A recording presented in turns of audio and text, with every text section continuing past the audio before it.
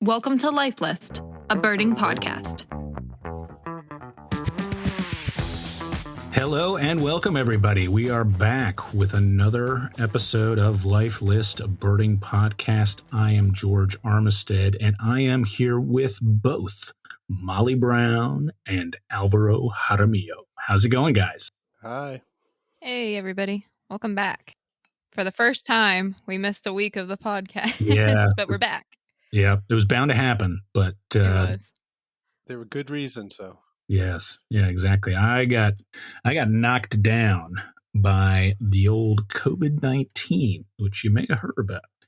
It's a little virus that's making the rounds.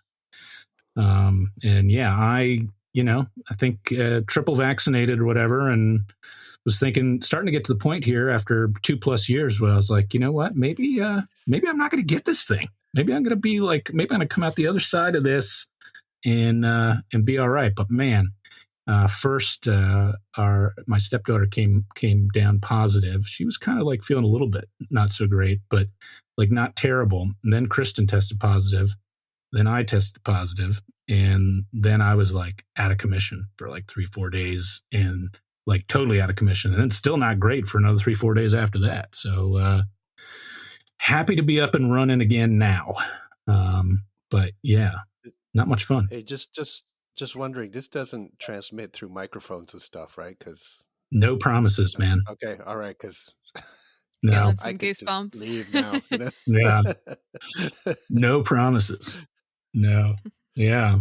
But so anyway, that was me last week plus. But what's going on with you guys? Alvaro Jaramillo, what have you been doing, man?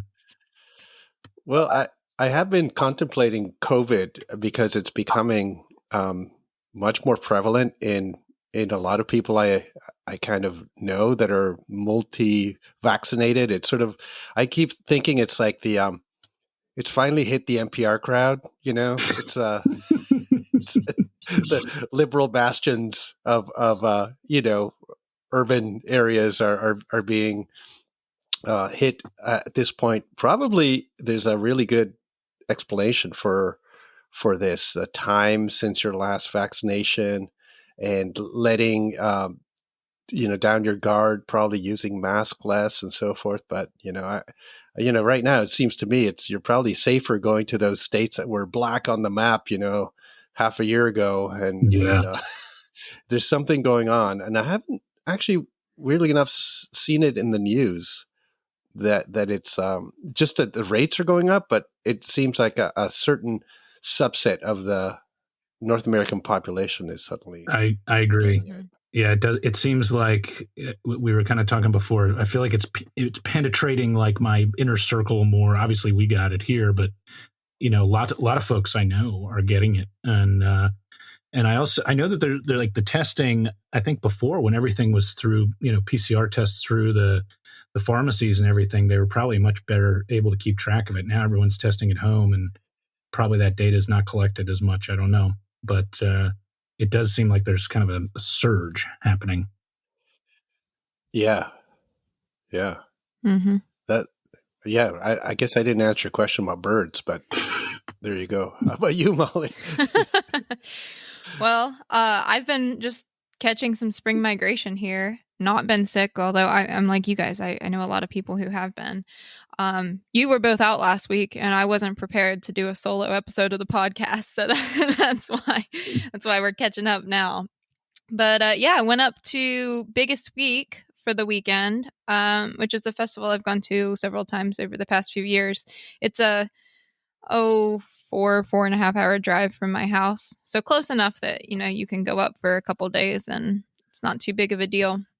And I'll talk a little bit more about that. But doing that, otherwise just catching spring migration at home, which I love to do. This is the time of year I'm birding the most around here, so having fun with that. Yeah, absolutely. Same thing around here. I felt like having missed that last week, it really stings, but luckily the winds actually were not super favorable here for migration. So I feel like there's still birds moving. And in fact, the last 4 or 5 days, the the birding in Philly. Philly's just been off the charts. It's just been all sorts of good stuff. There's this massive Arctic tern event that's happened kind of in the Northeast here, and we caught some of that, managed to see Arctic terns here in Philly. And then a local birder, Shane Murphy, found this piping plover, which may be the first ever for the city of Philadelphia. There were some old records from 1950. Not exactly clear where that record is from in terms of the location, but certainly very close to the Philadelphia airport. But that was amazing. And then another person found redneck phalarope. And today, actually, I got a hot yardbird, Mississippi kite. Cruised right through the yard. I got a hot tip because several other folks were getting them in the city, and I was like, okay, the to-do list is going to have to wait. And so I camped out in the backyard and kind of noticed this little hawk flight trickling through, stuff moving to the north, mostly off to my east a good ways. So I had to get the scope out and start putting some eyeballs on these birds. But one of them was a nice Mississippi kite. So that was pretty sweet. So one redneck phalarope? Is that what you got? Here we go. One redneck phalarope? Here we go. So there was California guy. I was weathered out on a research boat thing that I can talk a little bit later about. But there were all of these phalaropes, redneck phalaropes, flying over as we were on the boat at dock in Monterey Bay. And I was thinking, I've never seen so many redneck phalaropes. And, they're flying over our heads. And I thought, once the work is done here, I'm going to go to the Point Pinos, and go and see what's going on. And sure enough, there's a gang of people, main count being led by Brian Sullivan, who's sort of one of the friends, our friends, and also one of the people who's sort of been real key in that watch. And by the end of the day, and it was just a few hours, 350,000 redneck phalaropes. It is more than one. I'll give you that. Yeah, through that spot. And I only caught half of the move, so maybe 150 to 170,000. Wow, redneck that's craziness going by. Yeah, it was with are there goodies? Franklin skull, Sabin skulls, and Manx shearwater, and Brian had a Cook's petrel even that. Oh, wow. So windy. From shore. How often do people see those from shore? I mean, that would have been the story on any other day, but this may be the highest number of redneck phalaropes ever detected in one day in California. So that became the story. Yeah, but how often are Cook's petrels seen from shore in California? It can't be many times, right? Zilch, yeah. Probably, yeah. Very few. Yeah. That's amazing. So, I mean, all of that's amazing, but the Cook's petrel from shore part just kind of really blows my mind. But that's awesome. Yeah. I don't know. 350,000. Yeah. phalaropes is actually more mind-blowing, believe it or not, when you're there watching it. No, that's high volume birds. I always like a spectacle, and that sounds like a proper spectacle. Yeah. And all the locals were a lot of the locals were there and stuff. And I've been to that watch maybe once before, and it was sort of like, well, you picked a good day. Sort of kind of one of the days that are going down in history. So I thought, I got lucky this spring, because I haven't done much other birding other than cruises. So that was cool. But nice. I'm glad you saw one redneck phalarope. To be fair, I didn't even see that, Alvaro, but it's one of it's just one of the good birds that's been seen here recently. And I've only seen redneck phalaropes once before, which is about this time last year here in Philly. But obviously seen lots of them elsewhere. I think it was Steve Howell is the one who said, I don't know if it's an old thing that people say, but every bird is rare somewhere. Yeah, it's all relative, It's all relative. So one side of the ocean, you're seeing hundreds of thousands. The other side, you're seeing one, inland, and it's a big deal. And that's cool to think. Every single bird that's in your backyard, that's common, is rare somewhere. Mm-hmm. So yeah, I think that's one of the good reasons to travel. It's one of the good reasons to travel is so when you go home, the birds that are in your backyard, you can kind of appreciate them all the more. Yeah. Anyway. Yeah. Well, speaking of the backyard, Molly, what have you been seeing in West Virginia? It's been a fairly slow year for migration from what I've experienced, actually. Yeah, same here. Yeah. A couple things that you usually don't see much that have been a little bit higher numbers. A lot of Philadelphia vireos over the past few days. Wow. That's been fun. Yeah. And Wilson's warblers seem like they're popping up in the state a little more than usual. Otherwise, not a whole lot to really talk about. I did chase a state bird that I've dipped on 3 years in a row, which is a flock of glossy ibis that were over on the Ohio River a couple weeks ago. And there were 6. 2 years ago, there were 2 reported. And I think that there were 6 last year too. And I am curious if it's the same group that's coming through. And this was farther north up the river than where they had been reported the past couple years, but the same time of year. So that's been about it. Otherwise, just seeing the expected birds through here. Nice. Yeah. Oh, that's cool. Philadelphia vireos are always nice to see. That is not a bird I get to see a whole lot of. So gonna have to remedy that somehow. Despite the name, I've only seen it like once in Philadelphia. So yeah. Let's rename it. Don't you dare suggest it. So you did get out to see Arctic terns though, right? Yes. Yeah. Really wild. I mean, dozens of them. I think we're going to talk about this more soon, this whole Arctic tern event, because it's unprecedented. And I was talking about it the other day with Marshall Iliff. I think we're going to have on the show soon.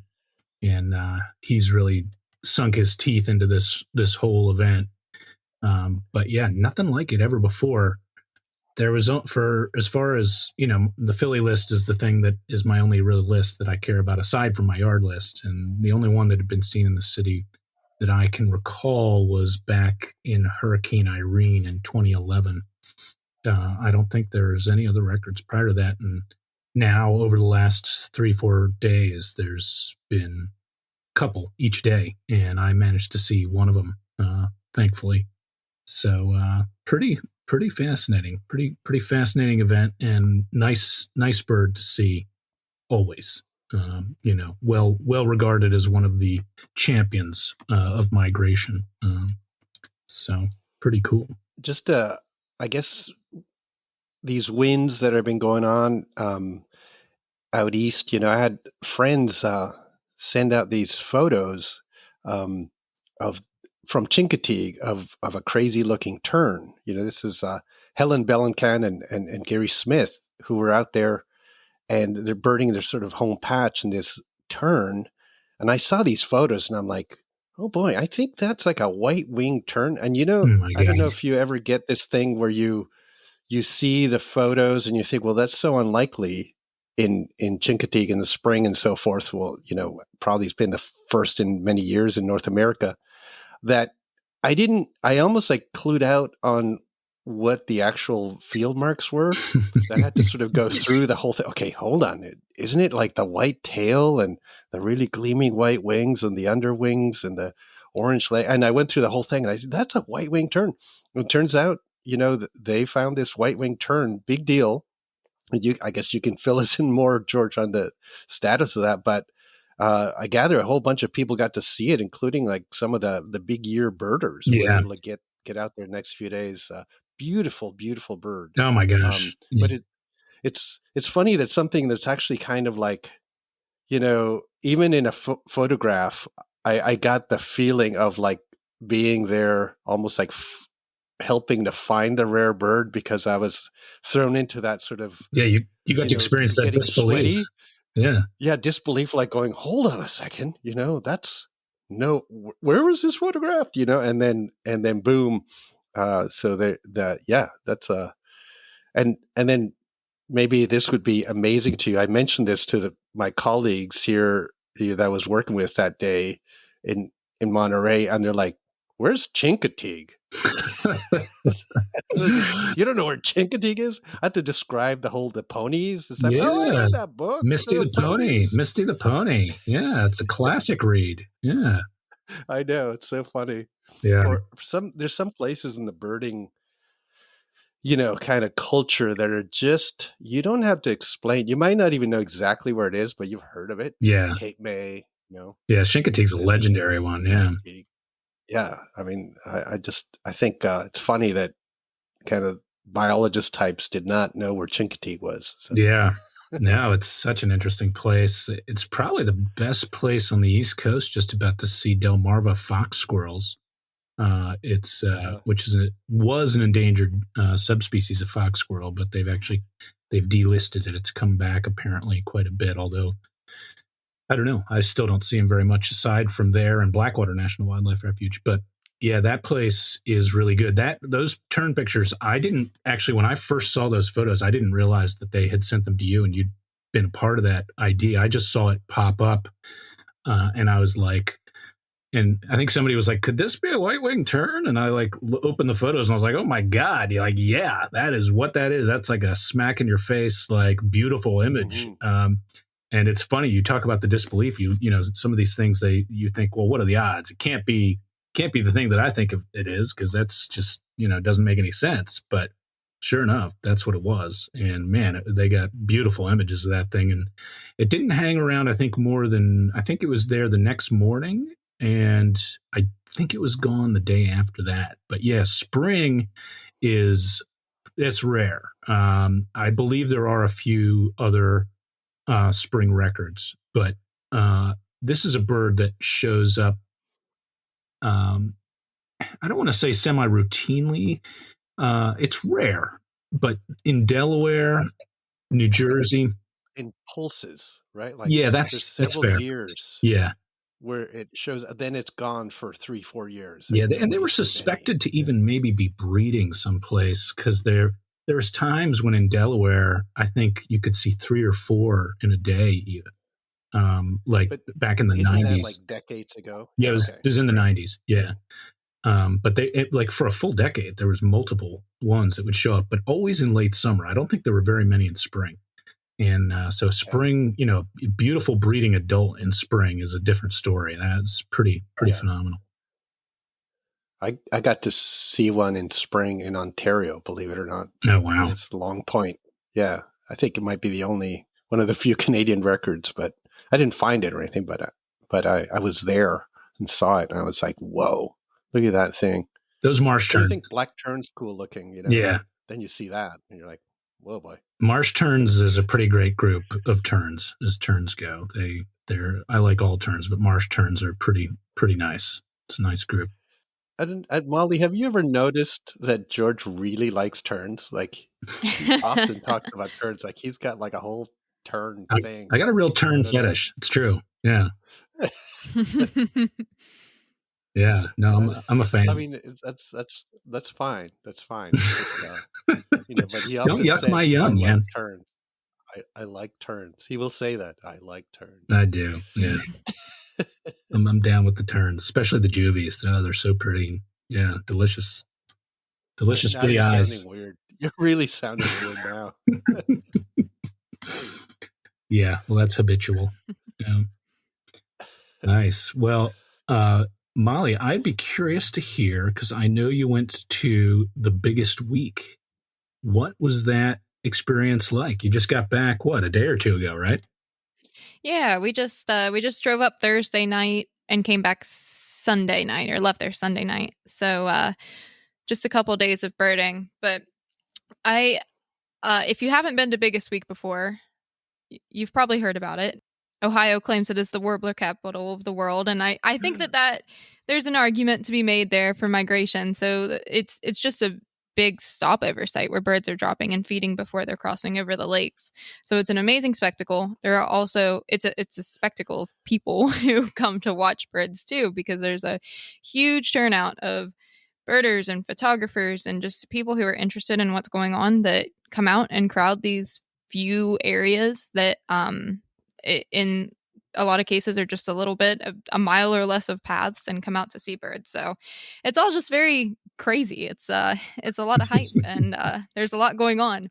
So it's also maybe 30-45 minutes from Toledo, but there's not a lot to it's not really near a town or nearer a town than that. So I had booked a place to stay months ago because they fill up really quickly out there. And I finally had a rental that was in a good spot, and you can easily be driving a lot to get from place to place.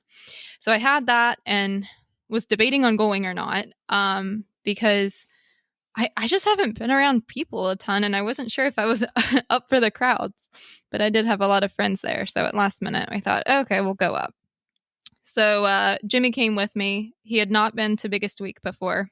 He's been to a couple birding festivals with me now, but it's always really fun to go with him. He's been a birder for several years, but hasn't had the been to those types of events much. So it's kind of a fresh perspective. And we were out and just walking the same boardwalk that's, a mile or so just over and over again and checking out warblers and seeing people. And he stopped at one point and said, these are just people who really enjoy birds. He said, this isn't as crazy as chasing down the lists and everything as the other festivals. These are just people who are happy to see a warbler hanging out in front of them. And I thought, yeah, it really is. So that's a really cool thing about that festival that I would say is pretty unique there too, that there's more people just flat out enjoying a bird, whether it's a yellow warbler or a morning or Connecticut or something more rare that's coming through. And that was how we spent a few days. It was really hot. It can be really hot or really cold or anything in between there, but it was pretty hot. It kind of felt like summer for the first time, but we just went slow, looked at a lot of warblers. There was pretty good activity. We caught, I think, the last day of Kirtland's warbler being around. So that was going to be one of my questions, is if you caught up to that. Yeah. It seems like it's kind of a rite of passage. It seems like if you go to Biggest Week, it's like, did you get a Kirtland's? Mm-hmm. Yeah, it was fun. And yeah, you just have to look for the crowds and you'll know something cool is there. It had been, I hadn't been up there since before the pandemic too. And I was really surprised that how much damage had been done to the forest just from storms that have passed through over the past few years. So a few spots that had just way less tree coverage than they had before. There at the McGee Marsh Boardwalk, but especially at the Maumee Bay Boardwalk. So Maumee Bay is the main lodge that is a state park and where like the vendors are and the socials and keynotes and that kind of thing. And there's a boardwalk I really like there. I went there the first afternoon when it was hot and I said, okay, this will be under heavy trees and we'll be away from the crowds a little bit. But no, there were a lot more people than usual there and there were no trees for the most part. Wow. Which, I guess is just how that, marsh habitat is. It makes sense. It was just surprising to see such drastic changes in some places. But overall, it was really fun. Yeah. It was good. That's cool. Yeah, it strikes. I've only been there in the fall, actually. I've never been to the festival, but it does seem like it's sort of ephemeral in nature, some of the habitat there, because it's kind of a wetland, kind of a forest. But it's not an area I know well. I've actually done relatively little Great Lakes birding. I'd like to go at some point. I've never been to the Biggest Week. And as much as I would enjoy the birds, I'm sure, I think for me, the appeal would be the birdering, to the social aspect of, and like seeing everybody on the boardwalk, seeing people going crazy over these warblers, which I guess can be really close sometimes. Yeah. Oh yeah. You could reach out and touch them, regularly as you're walking throughout the boardwalk on any given day. Yeah, it's very unique. It's the kind of place where if you are just getting into birding, or especially if you have like a spouse or a friend or something who's mildly interested or wants to check it out, it's amazing for that. You truly don't need binoculars to see a lot of the things that are there. It's also going to set the bar really high for you if you're going to come home to, say, Appalachia and look in the treetops for a spare warbler hanging around. But yeah, it's really cool. And it's certainly world-class birdering and watching for birders. You see everybody. Although not as many people from Europe or Africa or Asia are usually there. There were several people like vendors and guides and whatnot from Central and South America who were able to make it, but there were a lot of people that I missed this year too. Yeah. No, that's cool. That's cool. Al, have you ever been? I've only been there in the fall for Midwest birding symposium. Yeah, same. So I've never done the spring. And I must say, if I was in that area in the spring, I'm on Team Point Pelee. Oh, boy. I grew up. Always on the other side alternative, of this guy, I swear. Yeah, I know. I mean, sorry. I have to be honest. It's not that I wouldn't enjoy it, but I would feel like I was Betraying Team Canada. Yeah, betraying Team Canada, because Point Pelee, I grew up there. I mean, I would go there multiple times a spring, many years as I was, sort of learning how to bird, and it's pretty fantastic. And to me, even though in the recent years it's not the kind of place that people talk about like they used to, it's one of the world class known sites that used to be famous for birding. Yeah. I mean, especially like in the 80s, I feel like 70s, 80s, people really just, you'd hear about Pelee all the time. Yeah. And, Peterson would go there, sort of the names of those of the day. And then, Alan Wormington, who used to live there, for many years, found amazing things at Pelee, not only the migration, but vagrants and, watching at the tip for just weirdo things like Sabin's gulls going by or whatever. It's just got a lot going for it in that it's not just the warblers. There's a lot of shorebird habitat, as well as, the lake itself can be quite a, a draw for gulls and things. And then the, what they used to call reverse migration or reorientation now is probably what we call it. Birds going back over the lake, over the point in the morning. That's really cool to see. So there's a lot that, but it's also a great people watching spot, because a lot of folks go there, at least the Canadians. And we used to get a lot of people from the UK coming over as well.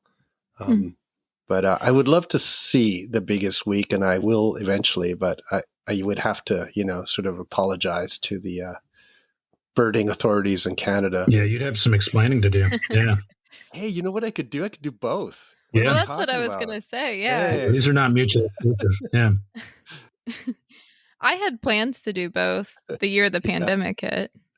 Yeah. And people drive up and catch it all. I think it'd be cool to just kind of circle the lakes and do that. Yeah, that's actually my friends Bernie and Amy that just left from Philly. That's exactly what they're doing. They're going to the biggest week, and then from there they're going on to Pelee for another 5 days. So pretty sweet circuit if you can manage it.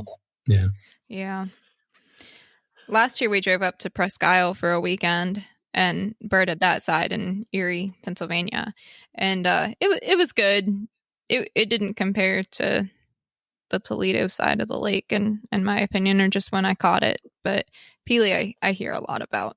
Yeah, I did that Presque Isle once as well. The Festival of Birds there, and I just loved that event. I would totally go back to Presque Isle in the first week of May, I think it is.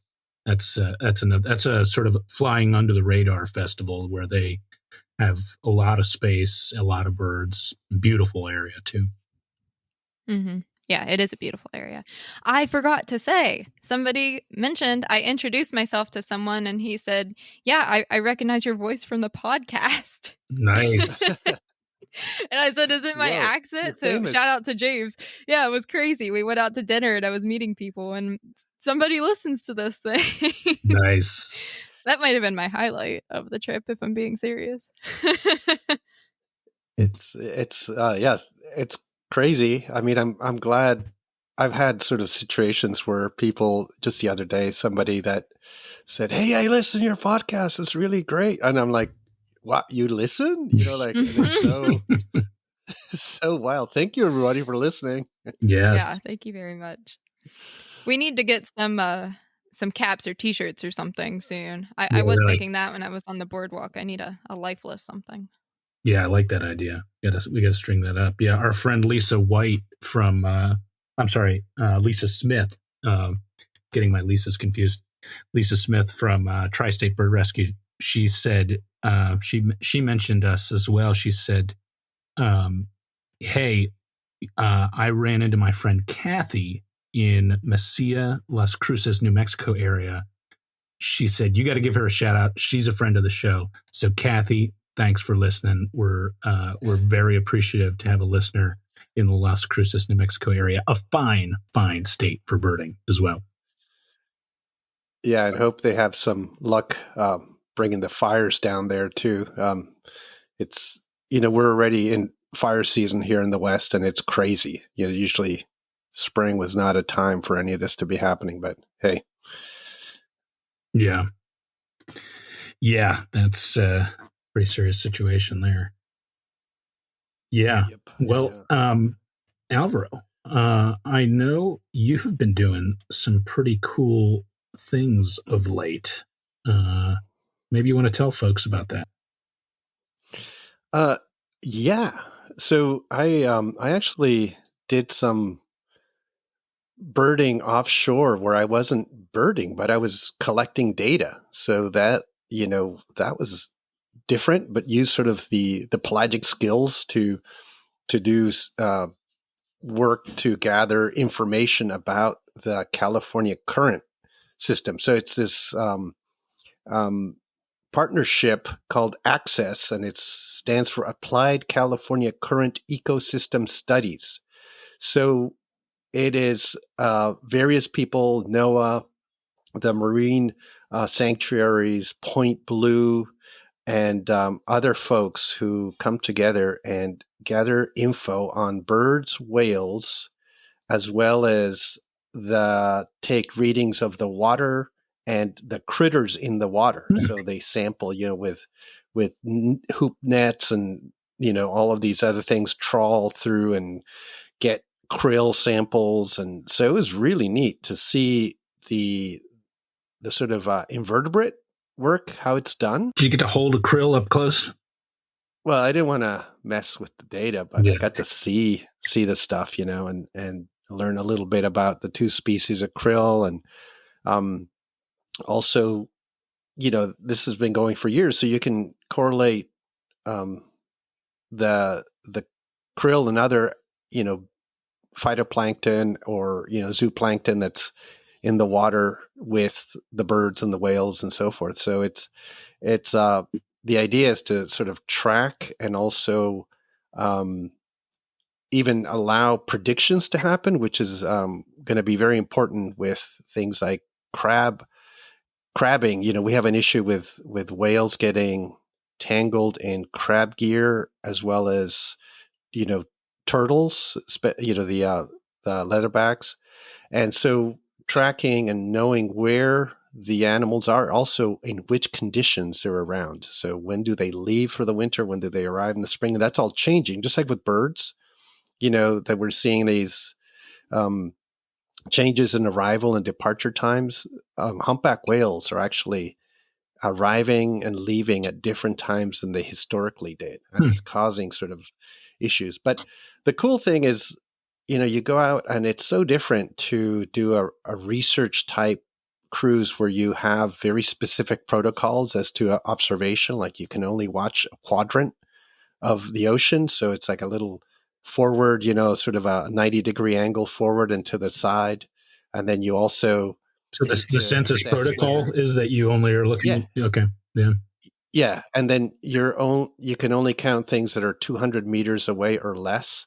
And then you divide them up into two zones to get density, right? So if you know the area you're sampling, so it's a little 200 meter sort of quarter of a circle, then you know how many birds per body of water you're seeing, et cetera. So it's all standardized, and it's really wild to sort of you're watching an albatross on the other side, or like a Laysan albatross or something fly by, and you're like, well, that's not on survey, but there it is. I was going to say, what are you doing? Like the Hawaiian petrels cruising by, and you're like, oh no, I can't look at that. You still look at it, but you got to keep with your census protocol. And the cool thing is that at times it's so fast so much is going on, and you have to call out what's happening. That it's like a video game. So when you have to call out birds that are sitting or flying, and when they're flying, which direction they're flying in. So like the degree, sort of direction coordinates, and so you're just calling out like comma mer 3, flying 360, comma mer 2, zone 1 flying, and then it's like things are going at such a pace, so you're stacking things up in your brain that you have to call out, and it's really kind of like fun. Sort of like it really is like it's difficult if you had to sort of think about what you're seeing. Like I'm basically not using the binoculars because everything's within 200 meters, so you can ID it. But it was wild. Then you have to stop whenever a marine mammal's seen, and then you have to sort of write it all down. And it was so cool for me to be just sort of thrust into a completely different situation of observation, and then just use sort of the birding know-how to help out. And it's cool that the info then goes to do sort of good work with it. And some of it's like private. It's a federal and private kind of thing going on, like kind of cool partnership. So, and awesome boat, so that was this the catamaran you were telling me about? Was this catamaran? Yeah. The Fulmar. Yeah. Fulmar. Wow. What a great name. My dad had a license plate Fulmar once way back when, but this sounds like a better Fulmar. Yeah. It was cool. And then, we did see, between points when we were moving from one place to the other, a Hawaiian petrel did fly by, which was very cool. And 4 Laysan albatrosses, I think we saw during the entire time, and blue whale, humpback whales, Dall's porpoise. Do you have time to photograph anything, or do you have to? Oh yeah. You got to be ready. And usually on survey, it's usually between surveys that some of the other stuff happens, so you can photograph a lot of stuff then. So at that point, you're just off. You're waiting to get to the next spot where you start your protocol. So, I thought it was great, and I just think it's so great that we fund this kind of work. I think we should fund more of it in different parts of the world too. Try to get this kind of data for some of the other current systems would be amazing. But you can only hope one day. Did they have those big eye binoculars on board? Did you get to try those out at all? No. Okay. No. No, they do have for the marine mammals, they there's a binoculars that have sort of the angle distance, what they call reticles, to actually figure out how far away something is, and gain sort of more detail on densities of whales and so forth by assessing how far away it is from the boat, that kind of thing. So that was cool. We were weathered out a few days, but we got out enough to do a substantial amount of work between Monterey Bay and here Half Moon Bay. So it's cool. Blue whale was pretty close, or it was not that close, but it was early. They're sort of arriving now. I mean, they really peak for us like August, September. So I still need a good blue whale experience. I've kind of like seen them in the distance glowing under the water, but like haven't really had the proper blue whale experience. I got to do that. Oh yeah. Some years they're all over the place here, believe it or not. Yeah. They be common. Not every year, but some years. So, yeah. And humpbacks are now just really common. I mean, they've become much more abundant over the last 20 years. So that's cool to see. Oh, and we did see a couple of killer whales, but in a distance. We couldn't get close to them. So that was cool. Marcus. Wow. Yeah. So that was my spring. No warblers. Yeah. I missed all the warblers. Yeah, you might have the redneck phalaropes out there. We got the warblers here, man. Get the warblers here. I still need a bunch of warblers. That always try to rack I like to get them for the year, see as many as I can. And I've had a couple nice outings where saw 15, 16, 17 species of warblers, but there's a bunch I haven't seen yet.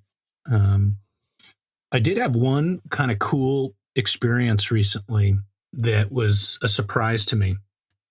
I was walking along in the woods and I heard an eastern towhee, which is, fairly common bird around here.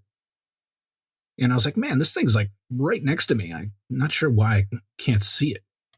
And finally I was like, oh, here it is. I got it. And I was like, so close, I'm just going to check him out. And as soon as I put my binocs on him, he started doing a blue jay call, like a perfect blue jay. And then he proceeded to go back to the towhee, the upslurred like Surrey call. And then he'd do the jay, the blue jay call. And then he just was alternating between the blue jay and the towhee call for like several minutes. I just sat there and I was like, oh my God, that is so cool. And apparently it's a known thing. Eastern towhees imitate, I don't know if it's really imitate. I suspect they imprint on these things, and that they just have kind of incorporate them into their songs early. Alvaro, I'd be interested on your take. But I think yellow-billed cuckoo was another one that they do, and maybe, can't remember if it was scarlet tanager. It was another fairly common songbird that they are known to have. There's a paper about them incorporating these elements into their song, but I was not prepared for it. And then a friend of mine, Jeff, sent me another recording that he did, I think, last year of a eastern towhee, also with doing a blue jay. Anyway, knocked my socks off. I wasn't prepared for it, but thought it was pretty cool. I can't imagine spotted towhees doing that, but maybe they do. I don't know. Yeah. It'd be interesting to see if it's an eastern towhee thing only. Yeah, I imagine it's not really mimicry, but like just something they picked up. But maybe it is. Not sure. Well, I mean, I guess you'd have to define what you mean by mimicry. If they're imitating a call that they're picking up, they are mimicking it, right? Yeah. You're thinking about the intent. Yes. So whether it's meant to do something that is different than just increasing the repertoire of the song. Well, it was interesting to me that it started doing that when I started looking at it. And I almost wonder if it was like an alarm, like a little bit like, all right, this, how birds, if you're just walking by, they don't really care. But if you stop and look at them, they don't like that a lot of the time. Mm-hmm. Yeah, people don't like that either. You stop and look at them and yeah. Hey, man, what are you looking at? It's true. Learned that one the hard way. Yeah. But I kind of wonder if that was an element in why it switched to that song. Or maybe I just wasn't hearing the blue jay until, I knew like the blue jay was there, but, I was just like, oh, there's a blue jay calling someplace. There's sort of a kind of mimicry that's a deceptive type mimicry, might actually go under the term aggressive mimicry. And it is similar to the jays that do hawk sounds, and some of the orioles that also will do sounds of raptors to try to sort of scare away other smaller birds from resources or from areas.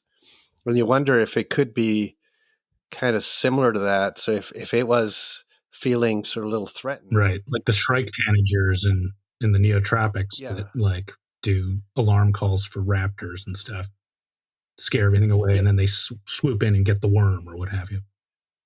Yeah, but it has to be a mimicked voice, right? Like not just a loud kind of thing. It has to be mimicry of something else. Mm-hmm. So then it could be something like that, perhaps, and it's just not as common. I mean, some orioles will do that, and it's not that common, but like neotropical species of orioles. Yet it happens enough that people have recorded it. So maybe it's that. I don't know. So there is an intent to actually deceive, Mhm. therefore it would be a kind of mimicry rather than just, hey, I learned this, learned this whole thing by accident kind of thing, Yeah, that's kind of what I've been wrestling with. It happens with other birds. Like I remember my dad telling me recently about a common yellow throat that he had doing a perfect pine warbler song, and you just figure it just imprinted on the wrong song, but yeah, I don't know. It's curious thing. I recorded a common yellowthroat once doing a bunting, and weirdly enough, it sounded like an indigo bunting rather than a lazuli bunting. So, and it was in California, so that was odd. It's a very confused yellowthroat. Yeah, really. I know. And it was a yellowthroat too. I mean, so yellowthroats might have a tendency to sort of learn wrong things. Mm-hmm. And yeah, that's weird. These are the things. So, you've been birding like decades, and this is the first time you hear this? Isn't that amazing? Like, that's what's cool about just being out there. Who knows what's going to happen? It could be a common bird that suddenly is now you'll never see an eastern towhee and think the same thing that you thought before. Yeah, exactly. It was yeah. It's like discover. It was a whole different kind of discovery, It's like it is one of the things you love about birding is you can just all of a sudden a bird that you think you know really, really well will just shock you with something like that. Pretty fun. Shocking. Yeah. Yeah, man. But so cerulean warblers, that one you're missing? Yes. Yeah. I thought so. Yeah. Listen to the joy that he derives out of this. It's great. I bet Molly's gotten a cerulean warbler this spring. Yeah, that's not one that you have to work for very hard around here. He lives with them. That's right. Yeah. If it's any consolation, I don't have one nesting immediately outside my house. Yeah, that's location, only that helps. It's only a rough rough year for me. Yeah. Yeah, you have to drive a couple miles to get your gold wings and ceruleans. I really feel for you, Molly. Yeah. Yeah. West Virginia, it's just an ugly, desolate place. So. Yeah, I still remember one of the best mornings I ever had for songbird photography was that New River birding festival. Went out I think it was the morning after the festival ended. I went out just on my own and just got some of the best photos of warblers I've ever managed. It's just such a great place for warblers. Yeah, the birding really isn't as easy around here in some ways. Like, I mean, West Virginia is extremely wooded, so you don't have any sort of like islands or pockets, and it's very hilly, so it's not always easy to get in places that have good vantage points for birds. But if you can get along ridge lines, warblers are fantastic here. I always try to pitch West Virginia as like a June destination for people so they can come for the breeding birds and see all that, because it's pretty cool. You can hit a lot of elevations really easily too. Yeah. No, it's super part of the country. Yeah. I think, with thinking about like both The Biggest Week and Peely, both of them you could do like your migratory watching and then head either out to like towards Michigan or on the Ontario side, just a little farther north, and you just get right into the breeding areas pretty quickly for a lot of stuff, including things that are usually kind of prizes in the migration, like ceruleans and like golden wing warblers, mourning warblers. They become kind of they're actually easier to find in the breeding grounds than they are in migration in some spots. Black-billed cuckoos, things like that are pretty cool to see. So people don't always think of mixing that sort of migrants with arriving breeders, but you're at that latitude up there that you're really in. You could even go up to see Curlin's warblers breeding, of course. Oh yeah, it's not that far, really. Yeah. No, it's not. Right. Well, you have to swing farther enough south to get Hooded and Swainson's and a couple of those, like maybe West Virginia. There you go. So throw that into your little loop, and then it's perfect. Yeah. I think Maryland and Pennsylvania are neck and neck for the most number of breeding species of warblers, and they're both right around 25. Because I think they get, and Molly's looking at me like West Virginia is close. I'm counting. Yeah. Yeah. I mean, it's West Virginia's right in that same zone. So it could be too. I would imagine Ontario's got to be pretty much up there.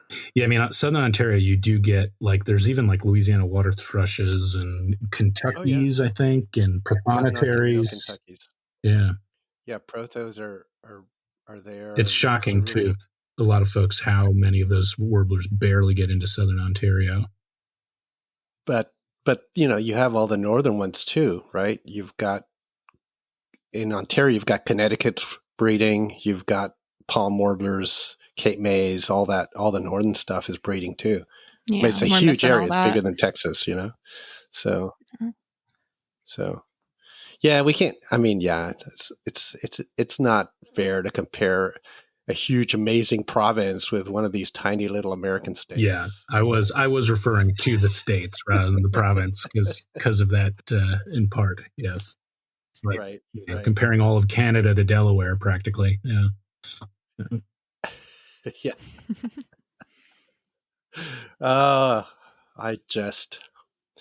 But on the other hand, like I was seeing some map the other day, like some weather thing, or somebody was posting, and it was all like Michigan is really happy, and there was like Canada was black; it was blacked out, like it didn't exist.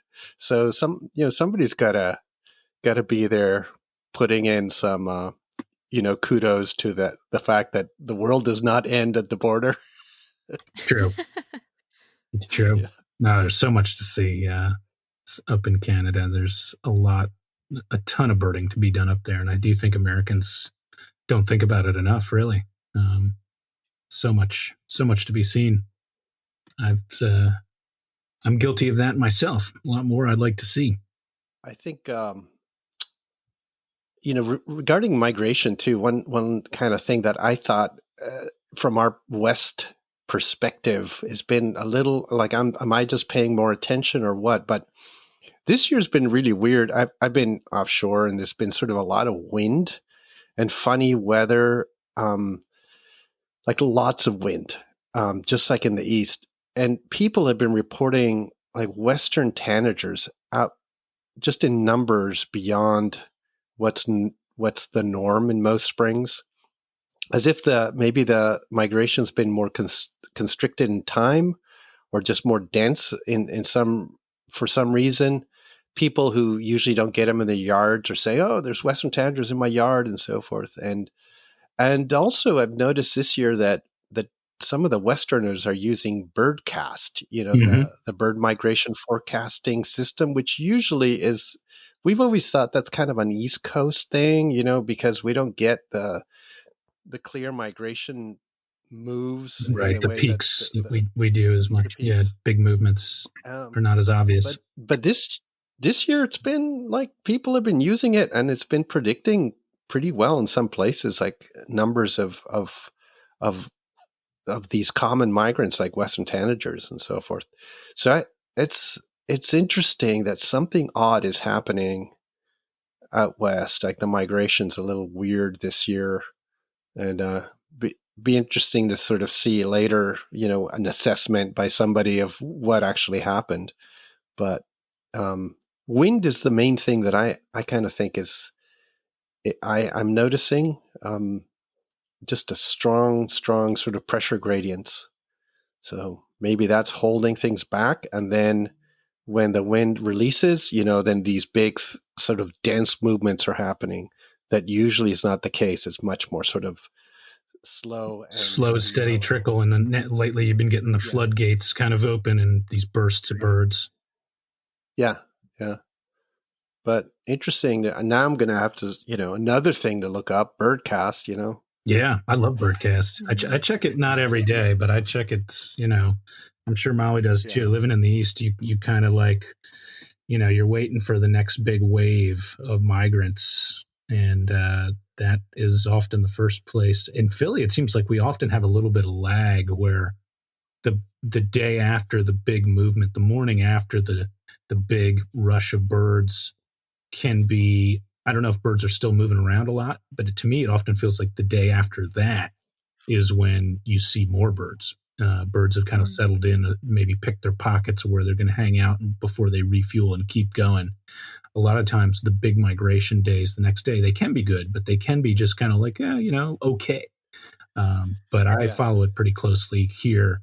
Birdcast is a great tool for really anybody in the country looking to try to figure out how many birds are moving in their region. Yeah. I think it's been within the past year or so that they've updated the dashboard. So there's a lot more, like you can enter your county and get a lot more easy to see information. My mom is a 5th grade math teacher, and she's been using it as her examples in her math lessons and using all that data. So that's been fun to follow. That's awesome. Oh, wow. That is pretty cool. We do have 2 different migratory systems in North America. The West and the East function differently. You guys get a lot of mountains out there. Yeah. And also, the latitudinal sort of expanse that birds will nest in is much greater in the West. So our southernmost orange crowns and Wilson's warblers and our northernmost it's a huge gradient.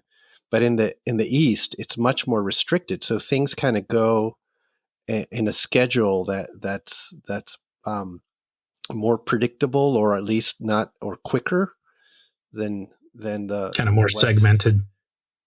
Yeah. So we can get migratory Wilsons going by at a time that the local Wilsons are already fledging. So the Alaska birds are going so late compared to the local birds that you have like this sort of, almost like it's a leapfrog pattern. Mm-hmm. One's like leapfrogging over the other, but it's just it's really different. And also they're not wintering as far south, right? So on average, they're wintering in Mexico or up to Guatemala. They're not going down to Costa Rica or South America like a lot of the eastern birds. So it is like 2 different systems. And if you start thinking about it that way, it kind of starts making more sense in a way. At least for me. Yeah. Yeah. No, your yellow warblers and Wilson's warblers, they're just kind of, and orange crowns, they just migrate a little bit, man. You come east, you'll see some real Wilson's warblers and orange crowned warblers and yellow warblers. We got, they know how to move over here. But our Wilson's warblers and our orange crown warblers are better looking. That's beauty's in the eye of the beholder, man. Beauty's in the eye of the beholder. Those brighter colors. I like the dusky olive of our orange crown warblers here. It's a subtle beauty. Right. It's a subtle beauty. Yeah, the ones that look like they've worked a little harder in their migration route. Right. Yeah, they're a little wear and tear. Yeah, the wear and tear. It adds up. You can't be this brilliant lime green thing like they got out there in California if you got to move like ours. Yeah. Food for thought. Well, we also get the eastern ones out here. So yeah, that's the other thing. So we get the West and the East. Mm-hmm. Well, guys, we are coming up on the hour here. I did want to. How did that happen? Yeah, how did it happen? Just kind of flew by. I did have a shout out I wanted to give to friend Jordan Rudder, who is the director of public relations at ABC, the American Bird Conservancy. And she was just named the inaugural winner of the Wilson Ornithological Society Early Professional Avian Conservation and Community Impact Award. Congrats, Jordan. Very cool and much deserved. So wanted to say, way to go on that. Very, very, very awesome. And I also wanted to say thanks to my buddy Tony, who hooked me up with some friends that were able to get me some native plants that I have planted in the yard. Got viburnum, monarda, cardinal flower, eastern columbine. I got a swamp magnolia here. Wow. Yeah, before you know it, the birds are going to be flocking into the yard here. They're going to be feeding like crazy. because if I'm being honest, this spring migration in the yard here has been a little tepid. Not many warblers so far in the yard. So I am hoping that fall is going to be where it's at. I'm going to put in a wall of goldenrod. I am stoked, man. But thanks, Tony, for getting me started on that. So, yeah, Molly, how about you? Any shout outs, or tell us what you're excited about that you got coming up? Oh, well, we've been working on native plant stuff too. So that's really cool. We could talk a lot more about that, but we're doing some plantings and pulling a few invasives and getting things situated in our property that we've been working on since fall. But I'll save that for another episode. Shout outs. I want to give a shout out to Katie Fallon, another West Virginia native who just won the primary for, she's running for the West Virginia House of Delegates. Oh, wow. I didn't know she was unopposed. Yeah. Well, so she's unopposed. She was the only Democrat on the ticket for that. So she's through to the next round, which wasn't a huge surprise. But I think we're going to have her on the podcast soon. Yeah. It'll be really fun to talk about everything she's done. So we'll save that for an intro. But she really has done a little bit of everything. Yeah, dynamic. And congratulations to her. Yeah, fantastic. Yeah. I think I'll mention one other thing. This is a little different, but we have a sponsor for the podcast, Koa, and Koa is running a big promotion on their scopes, on their 880 scopes, which you might both use. I use the 770. They're $500 off, and I think that's the biggest sale they've ever had on them. So if you're looking for a scope, all of us here can recommend Koa Optics, and and check them out where you buy your optics over the next few weeks. That sale's running. Yeah, really good, excellent optically, and tough to beat on the price, especially if you knock off $500. That's awesome. Yeah, I think for digiscoping, just perfect scopes. In terms of the quality, and also people are always looking for value, right? Like getting the biggest bang for your buck kind of thing. I think Koa's the best value in terms of quality, and not as pricey as some of the others. So yeah, I love them. Yeah, really good. Cool. Alvaro, how about you? Any shout outs, stuff you're excited about? You want to tell the good people? God, I think I've talked about all the cool stuff I've been up to. I'm actually putting together today. I was putting together a kind of mini course on identifying dowitchers. So hopefully that'll be done soon. I've been kind of quiet on the birding your best life front, so that's the next thing. A little course on dowitchers and how to identify them. People have been asking for that for a while, so if you're into that, it's, hopefully it won't be too difficult. Maybe I'll run it by you guys. Yeah, it's a challenging group, to be sure. You're just going long-billed, short-bill. You're not throwing in the Asiatic, I trust.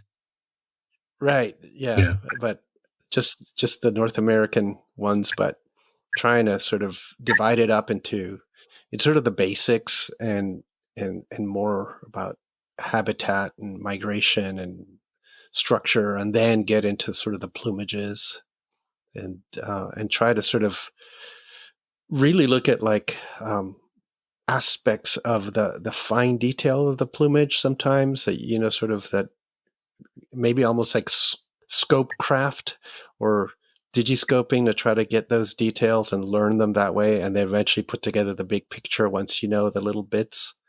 That's I think how they work. They're kind of a weird pair. They're, you can't just like kind of eyeball them and say, oh yeah, it's this or that. You have to pay attention. Yeah, certainly helps if they're vocalizing, but it's one of those groups where sometimes I find them easy, and other times I'm like, I have no idea which one I'm looking at. It very much depends on the situation for me. But yeah. Cool. Well, that is good stuff, guys. Thanks everybody for listening. Thanks for the feedback. We always appreciate the questions. Keep them coming. And we'll look forward to seeing you again here at Lifeless with another episode coming soon. Take care, everybody. Take care, guys. Bye. Bye, everyone.